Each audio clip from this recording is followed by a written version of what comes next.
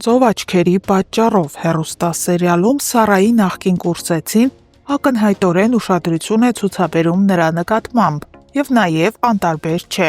Այդ երիտասարդը Սարայի հետ հիշում է իր անցյալը, թե ինչպես էր նա սիրահարված Սարային եւ ինչպես էր Սարան մերժել նրա առաջարկը։ Քիչ անց ավարտվում է նրանց աշխատանքային ժամը եւ այդ երիտասարդը հերթական անգամ Սարային հրավիրում է սրճելու։ Սարան էլ մերժում է, ասելով, որ կսրճեն միայն աշխատանքի վայրում։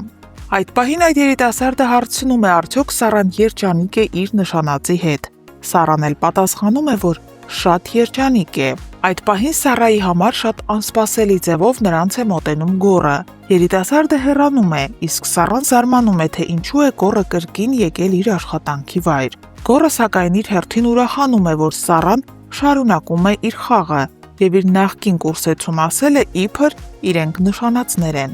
Սարան պատասխանում է, որ դա ոչինչ չի նշանակում, քանի որ ինքը պարզապես շարունակել է գոռի սուտը եւ չի ցանկացել ամեն մեկի մոտ խոսել իր անձնական կյանքի մասին։ Արմանն էլ Էլային սպասում է նրա համալսարանի դիմաց, որպեսզի խոսեն ու վերջապես հասկանան, թե ինչ է լինելու իրենց հարաբերությունների հետ առաջիկայում։ Նրանք դեռ խոսում են, իսկ վերջում գրկախառնվում ու այդպիսով որոշում բաժանվել։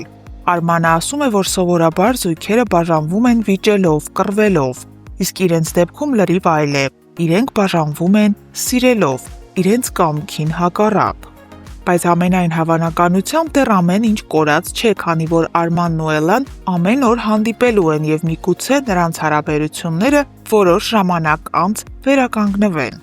Արամն էլ ակնհայտորեն սիրահարված է Ռեբեկային ու կարծես ամեն տեղ հետապնդում է նրան իր կամքից հակառակ։ Ռեբեկան սակայն ոչ մի կերպ չի կարողանում մոռանալ Վահեի տանը տեղի ունեցած միջադեպը եւ այդ ամենի մեղավոր ու մասնակից է համարում նաեւ Արամին։ Վերջինս փորձում է Ռեբեկային բացատրել, որ ինքը որևէ կապ չունի այդ պատմության հետ, սակայն Ռեբեկան դեռևս համառություն է անում ու չի հավատում Արամին։ Նրանք վիճում են Ռեբեկայի տան դիմաց ու կողքից նրանց ինչ-որ մեկը հետևում է։ Ամենայն հավանականությամբ նրանց պատահաբար տեսնում է գոռը ու հասկանում, որ այս երկուսը գաղտնի կապի մեջ են իրար հետ։ Նարինեն էլ զանգում է Դիանային եւ պահանջում հանդիպում։ Դիանան պարզ է մերժում է, քանի որ հիմա դրա տրամադրությունը չունի։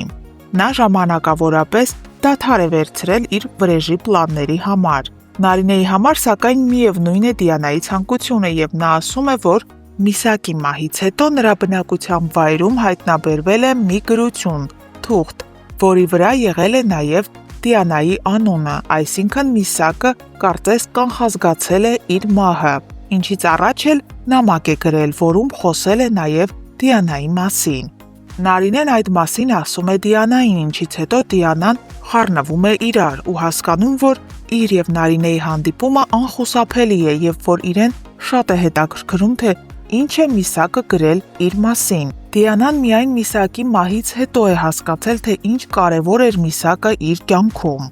Հարգելի հետևորդներ, ձեր կարծիքով ինչպես կանցնի Նարինեի ու Դիանայի հանդիպումը։ Արդյոք ամեն բան հարթ կլինի, թե Դիանան նորից կսկսի ինտրիգներ հյուսել։ Գրեք մեկնաբանություն։ Նայեք, Հրնայեկյան ինչ անում։ Էմա, այդ ինչ ես անում։ Այդ ինչ ես անում, քեզ սպասում են ռեկտան։ Կարտոշկա եմ։ Դու ինչ ես։ Ինչ ես անում, չես տենում։ Դու մեծ դուրշորխ կծրա գնա։ Իդու։ Ապրես։ Չէ, ես հասկանում եմ, որ տեքստերս չեմ սովորել, բայց կարծում եք սկոչով ձեռքերս կապելը տեքստեր չսովորելու համար նորմալ է։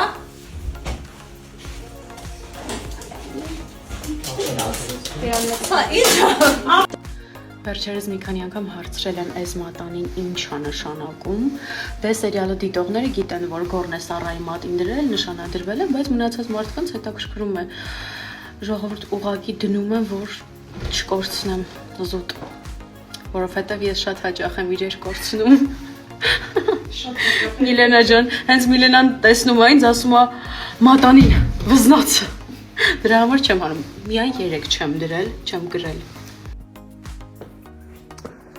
Սարան այսօր չգիտես ինչի որոշել է, որ պետքա տանը մնա չգա նկարահանման։ Դրա համար ես բռնագրավել եմ իր սենյակը եւ այստեղ եմ զգեստա փոխվելու։ Քանի որ մնացել եմ միայնակ Սարայի ննջարանում, որոշեցի բացահայտեմ ինչ որ բաներ Սարայի մասին ու այստեղ գտա օրինակ Սարայի ամենասիրելի գիրքը, դա երկրաչափությունն է 8-րդ դասարանի, 6-ից 8-րդ դասարանի համար նախատեսված։ Սարան ուսումնասիրում է երկրաչափություն։ Էմա ջան, քանի որ դու արդեն հասցրել ես Սարայի պահարաններն ուսումնասիրել, ես քեզ ուղղակի մի բան կխնդրեմ, խնդրում եմ իմ մայրենի տետրի մեջ կարգինով նկարազարդումներ չանել սովորությանդ համաձայն։ Եվ հետո մի բան ասեմ, իմացիր, միգուցե չգիտես, ես քեզ ասեմ, դու ինձ շատ ես կարոտել։ Դու ինձ շատ ես կարոտել։ Ուղղակի շատ, այնքան որ անիմաստ ես համարում այսօրվա նկարահանման գնալդ, ունայնություն է տիրում, սենյակում շունչ չկա, էլի, շունչ չկա, չգիտեմ, դուրս արի խնդրում եմ։ Մի խոսքով դիմացիր, ես 2 օրից կգամ, այ։ Էլկա ջան, դու կոնկրետ հարմարվել ես, հա, իմ սենյակում, եկել է դրսի շորերով նստել մահճակալիս վրա, ինչ կա։ Ժամը 9 է, այսօրվա նկարահանումներն ավարտված են ու ես ինչպես միշտ միայն ես չէ։ Տեսեք ինչ մեծ պայուսակներով են, ես ճամպրուկով եմ, Ադրինեն շատ մեծ պայուսակով, որովհետև հագուստները շատ են ու հնարավոր չի առանձին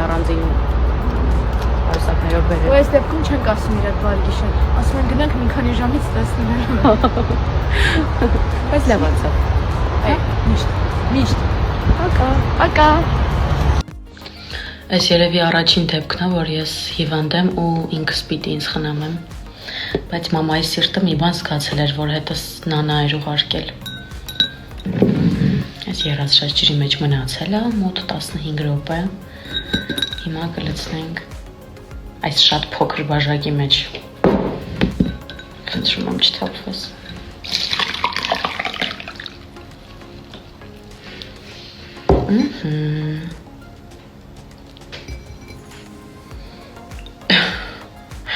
Այսպես անեմ, որպեսզի պատկերացնեք ինչքան մեծ բաժակ է, հետո որ թուղուց եմ նվեր ստացել։ Բայ։ Մենք այսօր եկել ենք շատ գեղեցիկ վայր նկարահանումների, Նոնա։ Ողջույններ Տաքուկ միջավայրից։ Ողջույն, ողջույն։